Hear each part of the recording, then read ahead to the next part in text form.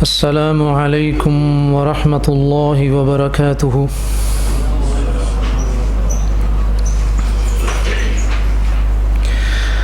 اعوذ باللہ من الشیطان الرجیم، بسم اللہ الرحمن الرحیم۔ ہماری آج کی نشست فہم قرآن سیرت کی روشنی میں در حقیقت ہماری آج کی نشست اس حوالے سے ہے کہ رمضان کی آمد سے قبل ہم اپنے آپ کو رمضان کے لیے تیار کر سکیں۔ سیرت طیبہ سے بھی یہ امر ہمیں معلوم ہے کہ رسول اللہ صلی اللہ علیہ وسلم رمضان کی آمد سے قبل شعبان کے مہینے میں رمضان کی تیاری شروع کر دیا کرتے تھے، اور یہ تیاری علمی اعتبار سے ہوتی تھی، اپنے آپ کو مضبوط کرنے کے اعتبار سے ہوتی تھی، تاکہ رمضان کے مہینے میں کہیں کسی بھی پہلو سے کوئی غفلت یا تکاسل والا معاملہ نہ ہو۔ تو اس اعتبار سے ہم نے اس نشست کا اہتمام کیا۔ رمضان چونکہ قرآن کا مہینہ ہوتا ہے، رمضان میں چونکہ ہماری تمام تر عبادات اسوہ حسنہ کے مطابق ہونی چاہیے، لہٰذا میں اگر یوں کہوں کہ رمضان کا مہینہ قرآن اور اسوہ حسنہ کا بہترین ملاپ ہوتا ہے، ان دونوں کو ملا کر جو تصویر ہمارے سامنے آتی ہے وہ ایک مثالی مسلمان بن سکتا ہے۔ بظاہر جیسا کہ آگے چل کر ہم بات کریں گے کہ ان دونوں موضوعات کا عمومی طور پر جو تعلق ہے وہ آپ لوگوں کے علم میں ہے۔ سیدہ عائشہ کی وہ حدیث بھی آپ لوگ سنتے ہوں گے، جب کسی نے پوچھا تھا سیدہ عائشہ سے کہ آپ کے اخلاق کیسے تھے، تو آپ نے کہا کان خلقہ القرآن۔ لیکن میں آج علمی اعتبار سے اور فنی اعتبار سے آپ لوگوں کے سامنے سوچ کا ایک زاویہ رکھنا چاہتا ہوں، تاکہ آپ لوگ اس زاویے سے قرآن کو سیرت کی روشنی میں سمجھیں، وعلیکم السلام، یا سیرت کو قرآن کی روشنی میں سمجھیں۔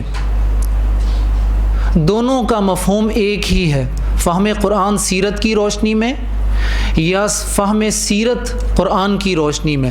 اس لیے صاحب قرآن کی سیرت اور قرآن، یہ آج ہمارا موضوع گفتگو ہے۔ تو سب سے پہلے میں آغاز کروں گا اپنی اس گفتگو میں، چونکہ ہمارے پاس بنیادی طور پر جو دو بنیادی موضوعات ہیں، اس میں ایک قرآن اور دوسرا سیرت، ان دونوں کے حوالے سے ہمارے تصورات واضح ہونے چاہیے۔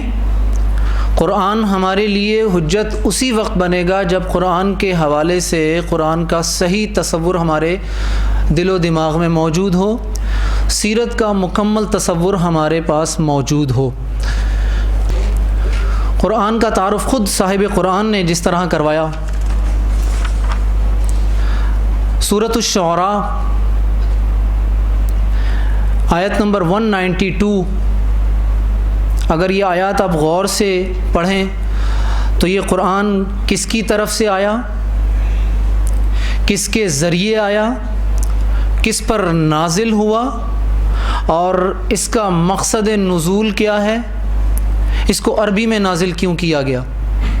یہ قرآن کا بنیادی تعارف جو اللہ تعالیٰ نے سورۃ الشعراء کی آیت نمبر 192 سے 196 تک اس کا تعارف کروایا۔ قرآن کس کی طرف سے آیا؟ وَإِنَّهُ لَتَنزِيلُ رَبِّ الْعَالَمِينَ، یہ قرآن تمام جہانوں کے رب کی طرف سے نازل کیا گیا ہے۔ یہ پہلا بنیادی عقیدہ ہے قرآن کے حوالے سے کہ قرآن محمد مصطفیٰ صلی اللہ علیہ وسلم کا لکھا ہوا نہیں ہے، آپ کی تخلیق نہیں ہے، بلکہ قرآن اللہ کی طرف سے نازل کردہ اللہ کا کلام ہے۔ اسے نازل کس کے ذریعے کیا گیا؟ نزل بہ الروح الامین، یعنی جبریل علیہ السلام کے ذریعے اسے نازل کیا گیا۔ کس پر نازل کیا گیا؟ علی قلبک لتکون من المنذرین، اے ہمارے حبیب ہم نے آپ کے دل پر اس کو نازل کیا تاکہ آپ ڈرانے والے بن سکیں۔ اس کا مقصد نزول بھی اسی آیت سے واضح ہوتا ہے، لتکون من المنذرین، تاکہ لوگ جس گمراہی میں گم ہو چکے ہیں ان گمراہیوں سے ڈریں، بچیں اور سیدھی راہ کی طرف آئیں۔ اسے عربی زبان میں نازل کیوں کیا گیا؟ قرآن مجید میں ایک سے زائد مقامات پر یہ امر بیان کیا گیا کہ عربی زبان آسان زبان ہے، ہم نے قرآن کو کھول کر بیان کر دیا، وَلَقَدْ يَسَّرْنَا الْقُرْآنَ لِلذِّكْرِ فَهَلْ مِن مُدَّكِرٍ، ہم نے قرآن کو نصیحت حاصل کرنے کے لیے کھول کر بیان کیا، تو ہے کوئی اس قرآن سے نصیحت حاصل کرنے والا؟ عربی زبان فصیح زبان، آسان زبان، یہ تمام کی تمام تعبیرات اور یہ معانی جو ہیں ہمیں قرآن سے ملتے ہیں۔ قرآن کا تعارف سیرت طیبہ سے، اگر رسول اللہ صلی اللہ علیہ وسلم کی زبان مبارک سے اگر قرآن کا تعارف اگر دیکھا جائے تو آپ نے ایک حدیث ہے جامع ترمذی میں، چیپٹر ہے فضائل القرآن، حدیث نمبر 2906، فرمایا رسول اللہ صلی اللہ علیہ وسلم، خبردار رہنا ان قریب فتنے اٹھیں گے۔ ایک صحابی پوچھتے ہیں، سیدنا علی رضی اللہ عنہ پوچھتے ہیں، اللہ کے رسول ان فتنوں سے کیسے بچا جا سکتا ہے؟ آپ نے فرمایا اللہ کی کتاب سے۔ اس کے بعد قرآن کا تعارف دیکھیے، رسول اللہ صلی اللہ علیہ وسلم اپنے خوبصورت کلمات کے ذریعے کس طرح کرواتے ہیں۔ فرمایا جس میں تم سے پہلے جو کچھ ہوا، تمہاری آمد سے پہلے جتنے انبیاء آئے، جتنی اقوام آئیں، ان تمام کی خبریں اس میں موجود ہیں، اور جو بعد میں ہوگا اس کی بھی جامع اطلاعات اس میں موجود ہیں، قیامت تک کے اس میں احوال موجود ہیں۔ قیامت تک کے احوال اس اعتبار سے موجود ہیں کہ سابقہ اقوام کی روشنی میں جو جس راستے پر چلے گا اس کو وہی نتیجہ نظر آئے گا۔ تمہارے مابین جس معاملے میں اختلاف ہو اس کا فیصلہ اسی قرآن نے کرنا ہے۔ یہ فیصل کتاب ہے، یہ مذاق نہیں ہے، یعنی قرآن کو ہمیں اپنے اختلافات میں حاکم بنانا ہوگا۔ اپنے روزمرہ ازدواجی معاملات، تجارتی معاملات، سیاسی معاملات، اقتصادی معاملات، تمام قسم کے اختلافات میں قرآن مجید ہم پر حاکم ہے۔ تیسرا تعارف اس کا، جو مغرور اس کو ترک کرے گا، اس کو چھوڑے گا، اللہ تعالیٰ اسے توڑ کر رکھ دیں گے۔ قرآن سے اعراض کرنا، قرآن کو پس پشت ڈالنا تباہی اور بربادی کے مترادف ہے، جیسا کہ آج کل ہم دیکھ سکتے ہیں جا بجا اس کے مظاہرے۔ جس نے اس کے علاوہ کہیں اور سے رہنمائی لی، اللہ اسے بھٹکا دے گا۔ قرآن کے علاوہ رہنمائی کہیں نہیں ملے گی، رہنمائی حقیقی رہنمائی قرآن میں ہی ملے گی۔ لہٰذا ہمیں اگر رہنمائی لینی ہے ہدن للمتقین کی صورت میں، قرآن جو ہے اہل تقوی کے لیے باعث ہدایت ہے۔ یہ قرآن اللہ کی بڑی مضبوط رسی ہے، وَاعْتَصِمُوا بِحَبْلِ اللَّهِ جَمِيعًا وَلَا تَفَرَّقُوا، اللہ کی رسی کو مضبوطی سے تھام لو۔ یہ قرآن اللہ کی رسی ہے۔ ایک حدیث میں بھی آتا ہے هُوَ حَبْلُ اللَّهِ الْمَتِينُ، یہ اللہ کی بڑی مضبوط رسی ہے، اس کا ایک سرا اللہ کے ہاتھ میں ہے اور دوسرا سرا تمہارے ہاتھ میں ہے، جب تک اس کو تھامے رہو گے گمراہ نہیں ہوگے۔ اور اس حدیث کا، ویسے تو حدیث بہت طویل ہے لیکن میرے لیے یہاں پر اس کا اختتام جو تھا وہ میں یہاں کر رہا ہوں، یہی صراط مستقیم ہے۔ تو معلوم ہوا قرآن اللہ کی کتاب، اللہ کا کلام ہے، جبریل علیہ السلام کے توسط سے رسول اللہ صلی اللہ علیہ وسلم پر بنی نوع انسان کی ہدایت اور رہنمائی کے لیے اسے نازل کیا گیا، اور قیامت سے قبل یہ قرآن دلوں سے، اوراق سے اٹھا لیا جائے گا۔ یہ ہمارا عقیدہ ہے، قرآن کے حوالے سے قرآن کا ایک مختصر سا تعارف۔ دوسرا جو لفظ ہمارے پاس آتا ہے اسوہ حسنہ، بہت معروف لفظ ہے۔ بہت سی غلط فہمیاں ہم نے پال رکھی ہیں لفظ اسوہ حسنہ کے حوالے سے۔ در حقیقت اسوہ حسنہ ایک جامع اصطلاح ہے، انتہائی کمپلیٹ ٹرم ہے۔ ہم نے کیا کیا؟ ہم نے لباس، داڑھی، کھانا پینا، سونا جاگنا، یہ کچھ امور کو ہم نے احادیث سے نکالا، اس کو فالو کرنے میں ہم نے سوچ لیا کہ یہی اسوہ حسنہ ہے۔ کسی نے بہت زیادہ کوشش کی تو اخلاق کی طرف آ گیا، لیکن اسوہ حسنہ لفظ اگر آپ غور کریں تو کیا صرف لباس، کھانا پینا، سونا جاگنا، اٹھنا بیٹھنا، کیا یہی سیرت ہے؟ میرے قابل احترام ساتھیوں، یہ سیرت کا ایک جز ہے صرف۔ اگر آپ سیرت کو یا اسوہ حسنہ کو کمپلیٹلی سمجھنا چاہتے ہیں تو اقرأ بسم ربک الذی خلق، پڑھیے اپنے رب کے نام سے جس نے پیدا کیا۔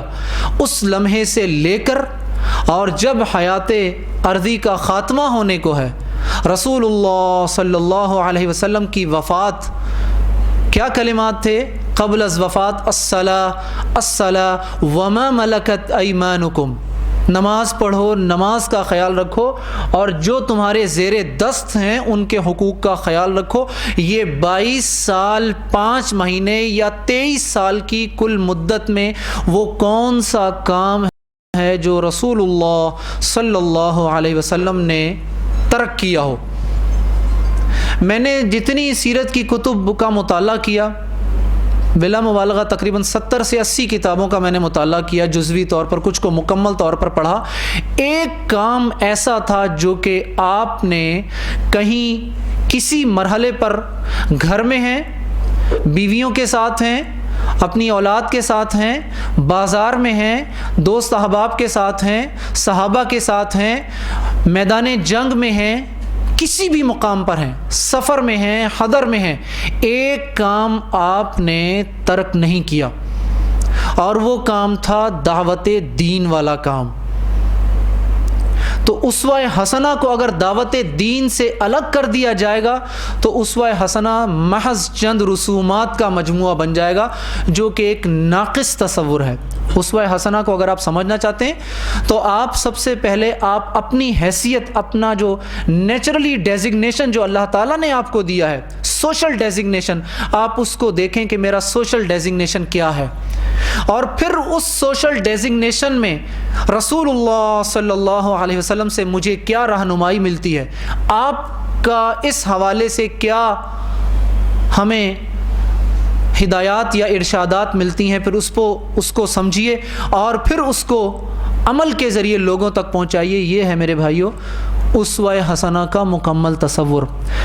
میں ایک حدیث سناتا ہوں صحیح بخاری کی۔ رسول اللہ صلی اللہ علیہ وسلم ایک مرتبہ عبداللہ بن مسعود، صحابہ کرام بیٹھے ہوئے تھے، تشریف فرما تھے۔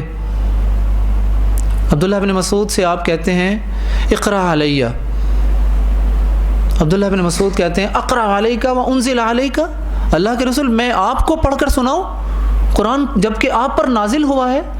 کہا ہاں، ایک اور روایت میں آتا، کہا آج میرا دل کرتا ہے کہ میں تم سے سنوں۔ عبداللہ بن مسعود قاری القرآن ہیں، پڑھیے عبداللہ بن مسعود کی سیرت پڑھیے۔ یہ ہمارے اسلاف تھے جنہوں نے ہمیں ایک ایگزامپل دی تھی، ایمانی غیرت اور ایمانی عقیدہ دیا تھا۔ کہا میرا دل کرتا ہے کہ میں جا کر قرآن سناؤں۔ کس وقت کی بات ہے؟ یہ ابتدائی سالوں کی بات ہے۔ جاتے ہیں مطاف میں سورہ رحمان پڑھتے ہیں، کفار مارتے ہیں، اتنی بری طرح مارتے ہیں، شدید زخمی ہو جاتے ہیں۔ صحابہ کرام کہتے ہیں عبداللہ ہم نے کہا نہیں تھا کہ مارے پڑے گی، کہا اگر تم لوگ کہو تو ایک دفعہ پھر جا کر سناؤں میں جا کے۔ یہ عبداللہ بن مسعود تھے۔ قرآن پڑھنا جب شروع کیا، سورہ نساء پڑھنا شروع کی، پڑھتے پڑھتے پڑھتے ایک آیت پر آتے ہیں فَكَيْفَ إِذَا جِئْنَا مِنْ كُلِّ أُمَّةٍ بِشَهِيدٍ وَجِئْنَا بِكَ عَلَى هَؤُلَاءِ شَهِيدًا۔ جب اس آیت پر پہنچتے ہیں تو بارگاہ رسالت میں بڑے احترام سے سر جھکا کر پڑھ رہے تھے، آواز آتی ہے عبداللہ بس کرو بس کرو۔ فرماتے ہیں جب میں نے نگاہیں اٹھا کر دیکھا تو آپ صلی اللہ علیہ وسلم کی آنکھوں سے آنسو رواں تھے اس وقت۔ یہ حدیث یقین کریں میں جب پڑھتا ہوں میں اندر سے ہل جاتا ہوں مجھے. آخر وہ کیا بات تھی اس آیت میں؟ کیسا دن ہوگا جس دن ہم ساری امت کو گواہ بنا کر لائیں گے، اور اے حبیب آپ ان سب پر گواہ ہوں گے. کس بات نے رسول اللہ صلی اللہ علیہ وسلم کو رونے پر مجبور کیا تھا؟ کیا بات تھی جس نے آپ کو رلایا تھا؟ کیا بات تھی؟ احساس ذمہ داری. احساس ذمہ داری قوم کی ہدایت کے حوالے سے. کیا میرے اندر اور آپ کے اندر یہ احساس ذمہ داری آیا کبھی؟ ایک آیت ہے قرآن مجید کی، اللہ تعالیٰ فرماتے ہیں لعلک باخع نفسک الا یکونوا مؤمنین. حبیب کیا بات ہے، آپ اپنے آپ کو ہلاک کیے دے رہے ہیں کہ یہ اس غم میں کہ یہ لوگ ایمان نہیں لا رہے؟ کیا میری اور آپ کی کبھی یہ کیفیت ہوئی کہ ہم اس غم میں اپنے آپ کو مبتلا کریں کہ ہمارے ارد گرد بدعات، خرافات، شرکیات، کتنی گمراہیاں موجود ہیں، کہیں ہمارا کوئی رول ہو اس کی اصلاح میں، کہیں ہماری اندر کوئی فکر ہو. ہمارے اندر فکریں اور بہت ساری ہوتی ہیں دنیاوی معاملات کی، لیکن جب تک رسول اللہ صلی اللہ علیہ وسلم کی طرح ہم یہ آیت پڑھیں اور ہماری آنکھ میں آنسو نہ آئیں، اور جب تک ہم اپنے ارد گرد جو لوگ ہیں، میں یہ بات نہیں کہتا پوری دنیا کی فکر کریں، پورے پاکستان کی فکر کریں، نہ میں پورے سندھ کی، نہ پورے کراچی کی فکر کہتا ہوں میں آپ کو. میں کہتا ہوں کہ جس جگہ آپ رہتے ہیں ارد گرد کے لوگوں کی فکر کر لیجئے آپ لوگ. جب تک یہ دو کیفیات نہیں ہوں گی اس وقت تک سیرت کو مکمل طور پر نہیں اپنایا جاتا. اور آخری بات سیرت کے تعارف کے لیے، حجۃ الوداع کیا کرتے ہیں رسول اللہ صلی اللہ علیہ وسلم؟ گواہی لیتے ہیں کہ ابھی میں نے پیغام پہنچا دیا تھا اللہ تعالیٰ کا. سامعین جو ہوتے ہیں، مرد، عورت، بوڑھے، بچے، لاکھوں کی تعداد میں جو ہوتے ہیں، وہ کیا کہتے ہیں؟ وہ کہتے ہیں اللہ کے رسول آپ نے امانت ادا کر دی، پیغام پہنچا دیا، امت کو نصیحت کر دی. رسول اللہ صلی اللہ علیہ وسلم کیا کرتے ہیں؟ اپنی انگشت مبارک اٹھاتے ہیں آسمان کی طرف، کہتے ہیں اللہم اشہد، اے اللہ تو گواہ رہنا، اے اللہ تو گواہ رہنا. 3 مرتبہ کہتے ہیں. میں صرف یہ پوچھنا چاہتا ہوں پہلے اپنے آپ سے اور پھر آپ لوگوں سے، کیا ہمارے اندر اتنی ہمت، اتنی جرأت ہے کہ ہم اپنے صرف گھر والوں کو، اپنے ارد گرد لوگوں کے سامنے کھڑے ہو کر ان سے گواہی لے سکیں کہ ہم نے تمہاری اصلاح میں کوئی کام، رول پلے کیا ہے؟ احادیث کو، سیرت کو اس انداز میں محسوس کیجیے. سیرت کی تعریف کیا ہے جی؟ رسول اللہ صلی اللہ علیہ وسلم. اور سیرت کے حوالے سے ہمارے پاس عمومی طور پر جو کتابیں آتی ہیں وہ صرف زمانی اعتبار سے آپ کے حالات زندگی درج کیے ہوتے ہیں. یہ سیرت کا ایک جز ہے. آپ کی پیدائش سے لے کر آپ کی وفات تک کے جو حالات ہیں یہ سیرت کا ایک جز ہے. سیرت کی اگر عملی تصویر، کمپلیٹ پکچر آپ لوگوں نے دیکھنی ہے تو 2 کتابوں میں آپ کو نظر آئے گی. اگر سیرت کی آپ نے مکمل تصویر دیکھنی ہے جس کو اسوہ حسنہ کہا گیا، پہلی کتاب لیجئے ریاض الصالحین، اور دوسری کتاب ہے زاد المعاد.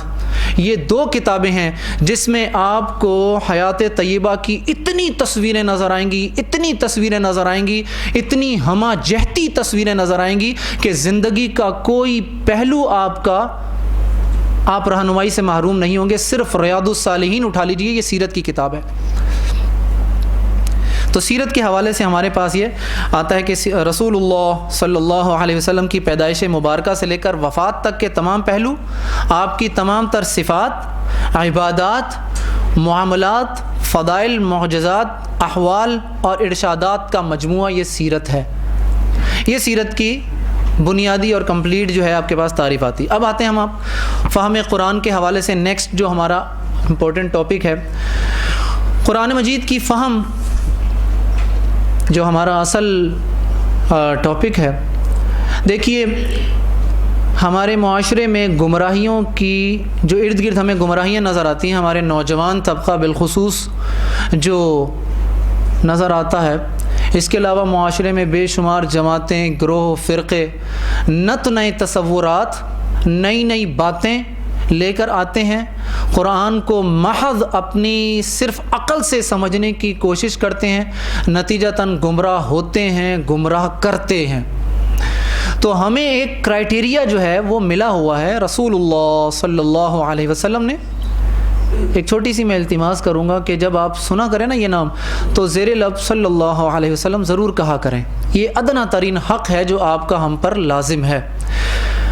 تو قرآن کی فہم حاصل کرنے کے حوالے سے سب سے پہلا جو قرینہ ہے وہ ہمارے پاس آتا ہے کہ ہم قرآن کو قرآن کی مدد سے سمجھیں گے. قرآن کو قرآن کی مدد سے سمجھیں گے. القرآن یفسر بعضہ بعضا، قرآن کا بعض کی وضاحت کرتا ہے. سورہ بقرہ میں سیدنا آدم علیہ السلام نے جہاں پر وہ درخت کھایا تھا، درخت کا پھل کھایا، نتیجتاً اللہ ناراض ہوئے. آپ نے وہاں پر یہ بات سنی ہوگی، پڑھی بھی ہوگی کہ آپ نے دعا مانگی تھی، فتلقى من ربہ کلمات، آپ نے حاصل کیا اپنے رب سے چند کلمات سیکھے. سورہ بقرہ میں یہاں پر ان کلمات کا ذکر نہیں ہے، لیکن آگے چل کر وہ کلمات ہمیں بتا دیے گئے کسی اور صورت میں. ربنا ظلمنا انفسنا وان لم تغفر لنا وترحمنا لنکونن من الخاسرین.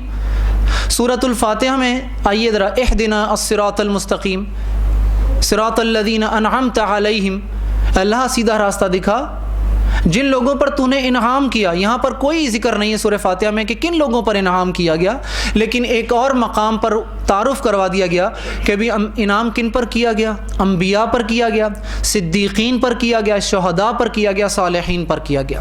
تو قرآن اپنی تفسیر خود کرتا ہے بے شمار مقامات پر، اور ایسی تفاسیر الحمدللہ موجود ہیں جو قرآن کی تفسیر قرآن سے اس اعتبار سے ہماری جو تفاسیر ماثور ہیں، تفسیر ابن کثیر یا دیگر تفاسیر، ان سے ہیلپ لی جا سکتی ہے اس حوالے سے. دوسرا جو ہمارے پاس قاعدہ آتا ہے وہ ہے قرآن کی تفسیر اگر آپ کو قرآن سے نہ ملے تو پھر آپ آئیے احادیث مبارکہ کی طرف. رسول اللہ صلی اللہ علیہ وسلم صاحب قرآن ہیں، آپ نے قرآن پر عمل کر کے دکھایا، آپ مجسم قرآن ہیں، لہٰذا جو وضاحت کسی آیت کی آپ نے کی ہوگی وہ وضاحت کوئی اور نہیں کر سکتا. تو ہمیں حدیث کی طرف رجوع کرنا ہے. پھر بھی اگر بہت سے ایسے آیات جس میں ہمیں نہ قرآن سے رہنمائی ملی نہ آپ صلی اللہ علیہ وسلم سے ہمیں کوئی رہنمائی ملے تو پھر ہم صحابہ کے اقوال کی طرف آئیں گے اور پھر ہم آئیں گے تابعین کی طرف. اس لیے کہ صحابہ کرام رضوان اللہ علیہم اجمعین نے براہ راست رسول اللہ صلی اللہ علیہ وسلم سے علم حاصل کیا. آپ معلم ہیں اور صحابہ کرام شاگرد ہیں. تو صحابہ کرام کی تفاسیر میں سیدنا ابو بکر صدیق، سیدنا عمر فاروق، سیدنا عثمان غنی، سیدنا علی، عبداللہ بن عباس جن کو ترجمان القرآن بھی کہا گیا، عبداللہ بن مسعود، ابو موسیٰ الاشعری، ابو سعید الخدری، یہ مختلف صحابہ ہیں، عبداللہ بن عمر، یہ صحابہ کرام میں معروف مفسرین ہیں. تو ان کے اقوال کی طرف رجوع کیا جائے، ان کے اقوال بھی تفاسیر میں جا بجا ہمیں ملتے ہیں. اس کے بعد ہمارے پاس ایک اہم ترین جو آتا ہے وہ عربی قواعد. سورہ آل عمران میں آج ہم ایک آیت پڑھا رہے تھے.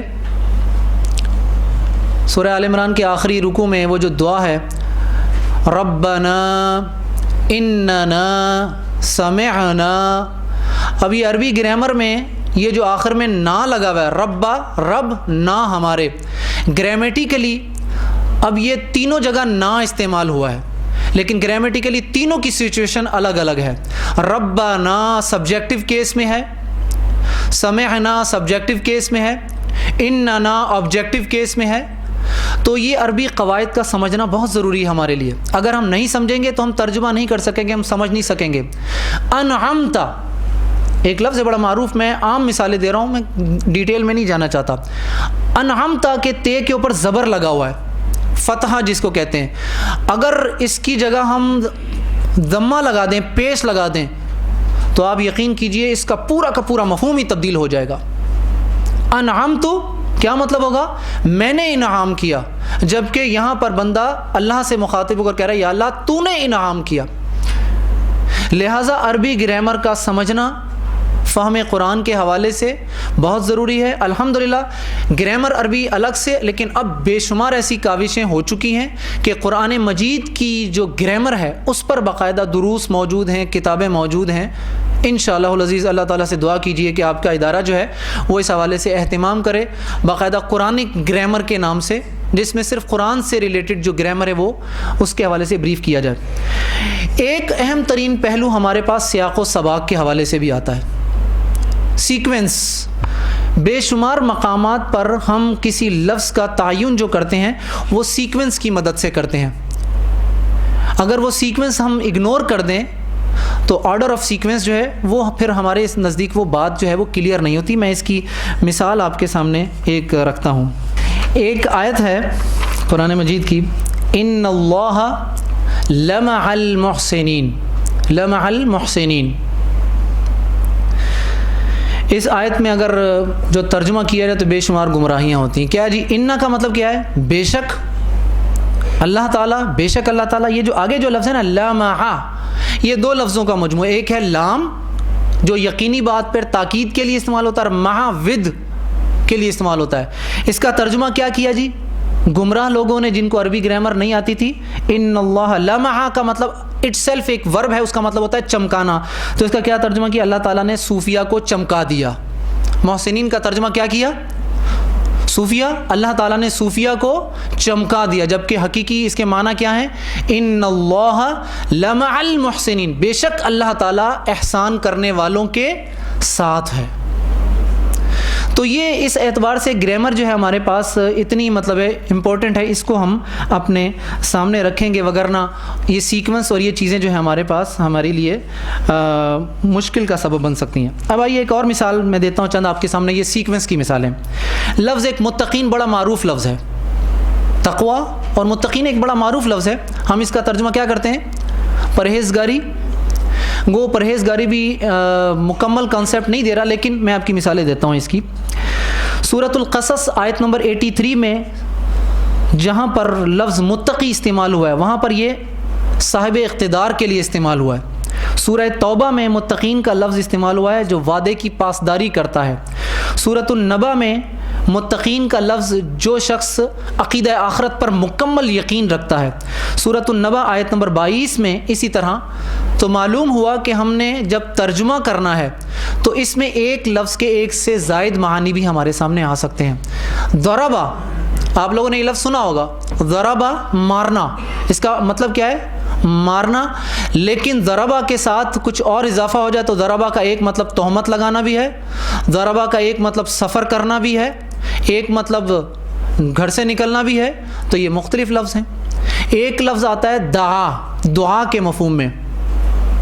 تو اگر آپ دعا جو لفظ دال عین الف، اس کا مطلب ہوتا ہے پکارنا، جیسے ہم پکارتے ہیں نا کسی کو آواز دیتے ہیں، تو یہ دعا ایک عام ورڈ ہے۔ لیکن دعا کے ساتھ اگر آپ عربی میں لام لگا دیں، لام پریپوزیشن کا ایک ورڈ ہے عربی میں، اگر یہ دعا کے ساتھ لام لگا دیں گے تو یہ مفہوم ہو جائے گا دعا کا، دعائے خیر کا مفہوم ہو جائے گا، ٹھیک ہے۔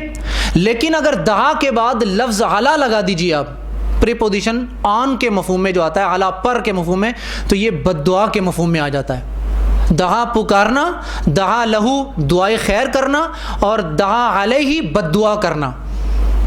تو اس طریقے سے جب تک آپ کے سامنے یہ گرامر اور سیکوینس والی کیفیت نہیں ہوگی اس وقت تک یہ بات جو ہے وہ آپ کے لیے کلیئر جو ہے وہ ہونا تھوڑا سا مشکل ہے۔ لہذا اس اعتبار سے جو قرآن مجید پڑھیں تو صرف پڑھتے ساتھ ہی کوئی اپنی مرضی سے جو ہے وہ مفہوم نکالنے کی کوشش نہ کیا کریں، بلکہ یہ دیکھیں کہ ہمارے اسلاف نے اور متقدمین نے اس کا کیا ترجمہ کیا ہوا ہے۔ اسی لیے ایک سے زائد جو ترجمے وہ سامنے رکھیں اور ان کو پڑھیے تاکہ آپ کے نزدیک یہ صورتحال جو ہے وہ واضح ہو سکے۔ اس کے علاوہ جو ہے ہمارے پاس موسٹ امپورٹنٹ جو دو ٹاپک جس پر ہم اگلے 1 گھنٹے میں گفتگو کریں گے،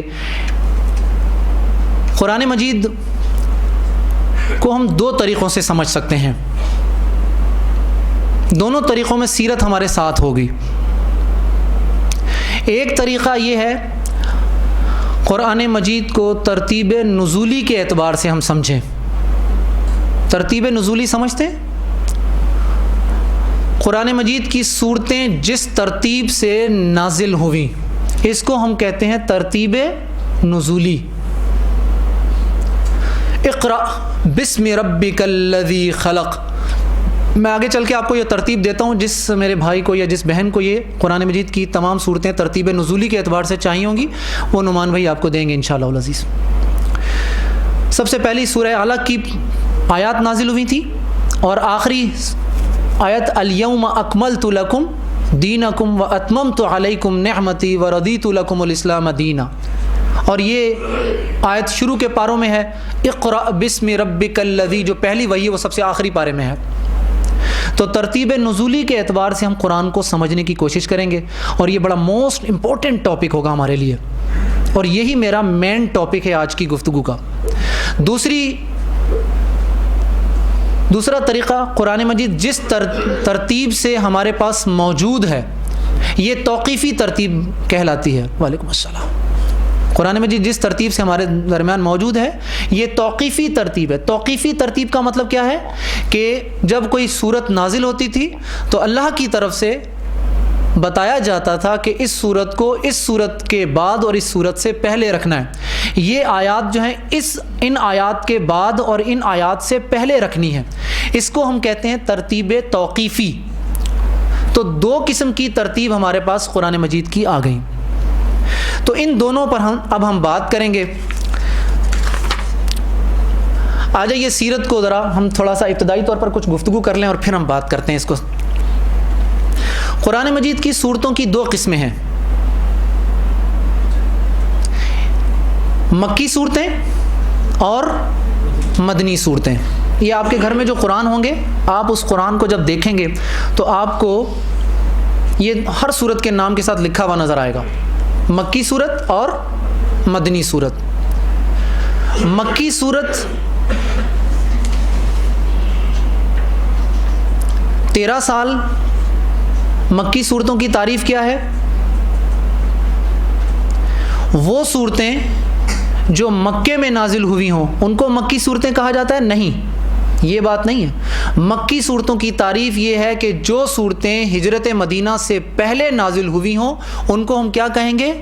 مکی صورتیں، خواہ وہ مکے سے باہر نازل ہوئی ہوں، اور وہ صورتیں جو ہجرت مدینہ سے لے کر وفات تک نازل ہوئی ان کو ہم مدنی صورتیں کہتے ہیں، خواہ وہ مدینے سے باہر نازل ہوئی ہوں، جیسا کہ سورۃ الفتح ہمارے ساتھ کہاں نازل ہوئی تھی؟ یہ صلح حدیبیہ سے جب واپسی آ رہے تھے اس وقت نازل ہوئی تھی۔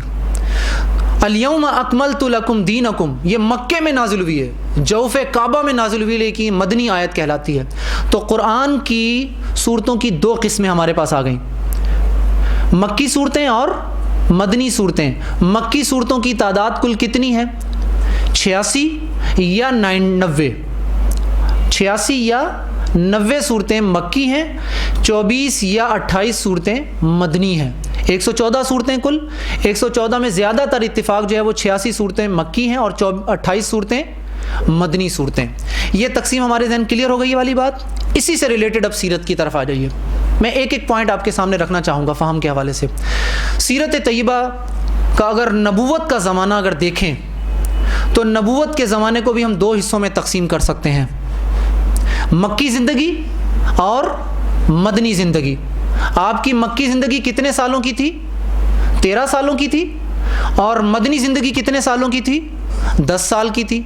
بالکل جس طریقے سے ہجرت سے پہلے جو 86 صورتیں نازل ہو رہی ہیں وہ 13 سال میں نازل ہوئیں، تو مکی قرآن اور مکی سیرت، مدنی قرآن اور مدنی صورتیں، ان دونوں کو آپ ذرا مدنی سیرت، ان دونوں کو ذرا آپ ایک ساتھ رکھیے گا بھی۔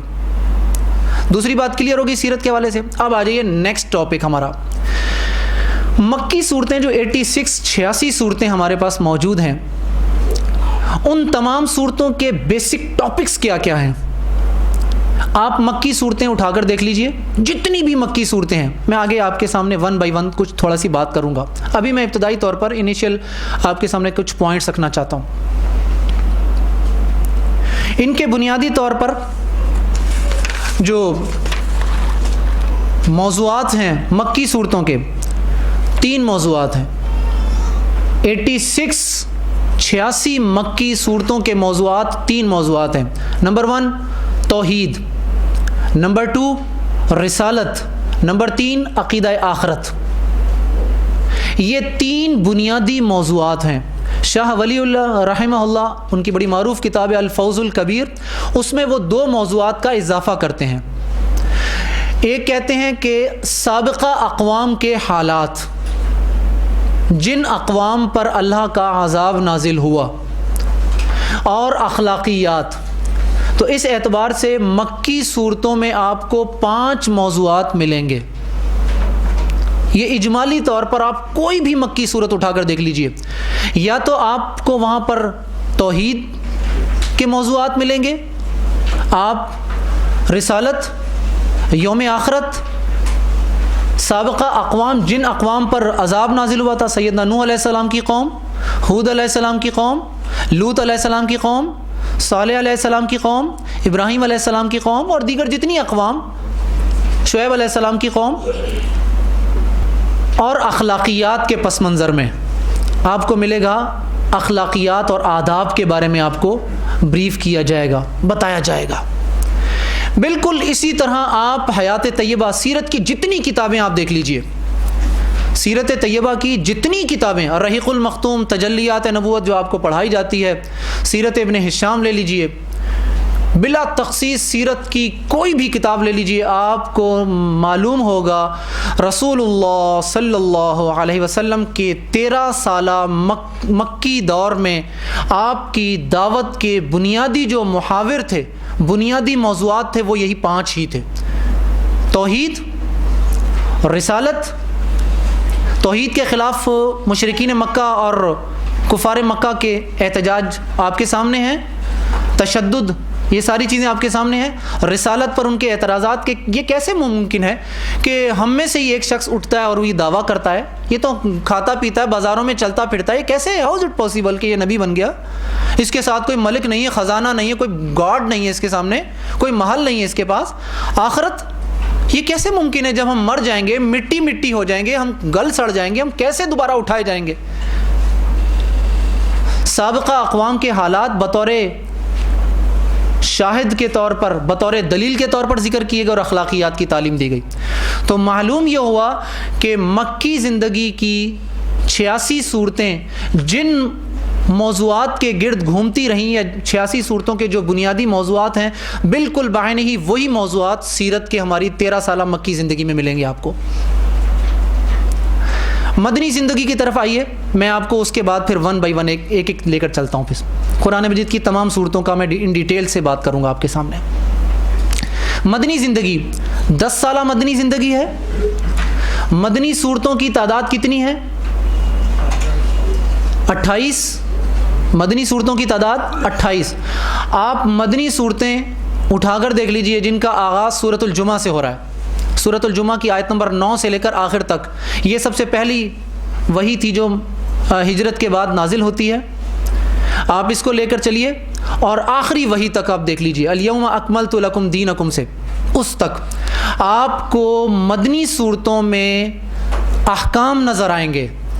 نماز، روزہ، زکوٰۃ، حج، جہاد، نکاح، طلاق، مال غنیمت، لین دین کے معاملات، تجارتی معاملات، سیاسی معاملات، آپ کو 10 سالہ زندگی میں معاشرتی طور پر، خاندانی طور پر، عائلی طور پر مختلف قسم کے معاملات، یعنی الغرض آپ کو مدنی صورتوں میں عملی طور پر ایک کمپلیٹ آپ کو رہنمائی، گائیڈنس ملے گی، جو گائیڈنس کسی بھی سوسائٹی کو، اسلامک سوسائٹی تک لے کر جا سکتی ہے۔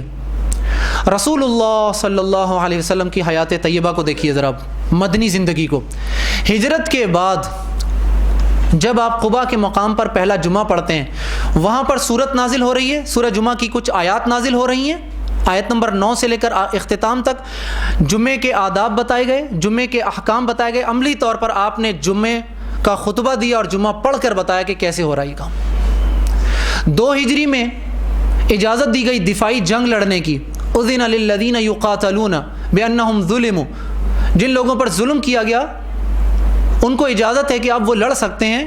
تو دیکھیے دفاعی جنگ کا آغاز 2 ہجری میں ہو رہا ہے۔ اس کے بعد عمومی طور پر اجازت تو وہاں بھی ہے۔ نماز دیکھ لیجئے کب فرض ہوئی اور کہاں کس کیفیت میں آتی ہے ہمارے پاس۔ گو فرض یہ ہوئی تھی مکی زندگی میں، لیکن عملی طور پر ہمارے پاس مدینے میں آ کر اس کی مکمل خد و خال سامنے آتے ہیں اس کے۔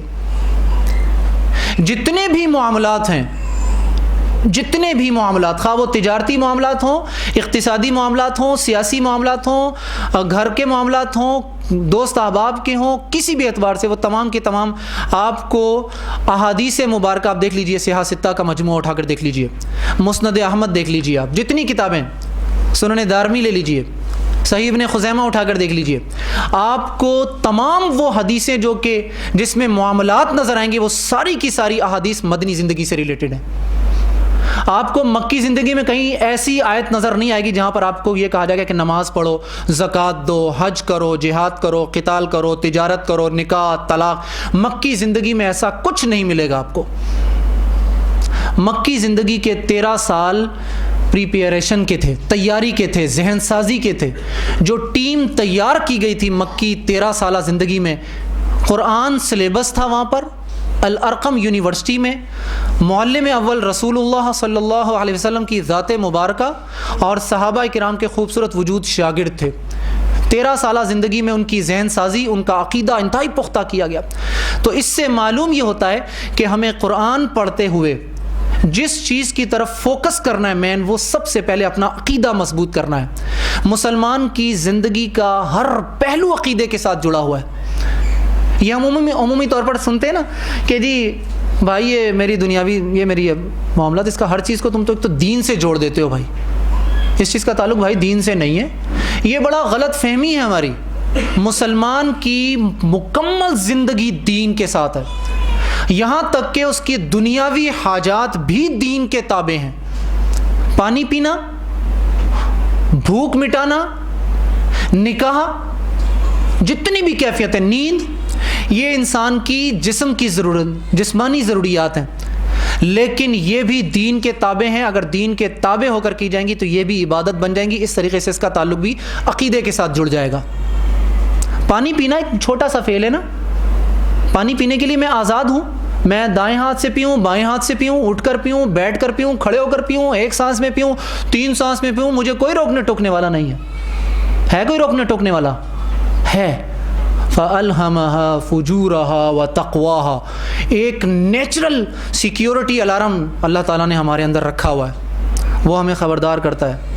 پھر ہم کیا کرتے ہیں؟ دائیں ہاتھ سے گلاس کو پکڑتے ہیں، بیٹھتے ہیں، 3 سانس میں پیتے ہیں، بسم اللہ کہتے ہیں، الحمدللہ کہتے ہیں، تو وہ پانی جو میں نے اپنی پیاس بجھانے کے لیے پیا تھا، وہ پانی پینے والا معاملہ ڈائریکٹ عقیدے کے ساتھ جڑ گیا۔ کیسے جڑا؟ یہ طریقہ ہمیں کس نے بتایا تھا پانی پینے کا؟ رسول اللہ صلی اللہ علیہ وسلم نے۔ آپ کی اطاعت کا حکم کس نے دیا؟ اللہ تعالیٰ نے۔ تو گویا ہم جب پانی بھی اس طریقے سے نہیں پیئیں گے تو ہم اپنا تعلق عقیدے سے توڑ رہے ہیں۔ تو عقیدہ توحید جو ہے وہ اتنا حاوی ہے مسلمان کی زندگی پر۔ آئیے ہم آغاز کرتے ہیں، جو ہم نے ترتیب نزولی کے اعتبار سے کچھ تھوڑی سی کاوش کی ہوئی ہے۔ میں پچھلے 4-5 سال سے قرآن مجید کو اس اعتبار سے ترتیب دینے کی کوششیں کر رہا ہوں، تو الحمدللہ میں نے کچھ کوشش کی ہے، جو میں اس کوشش کا خلاصہ میں آپ کے سامنے رکھ رہا ہوں۔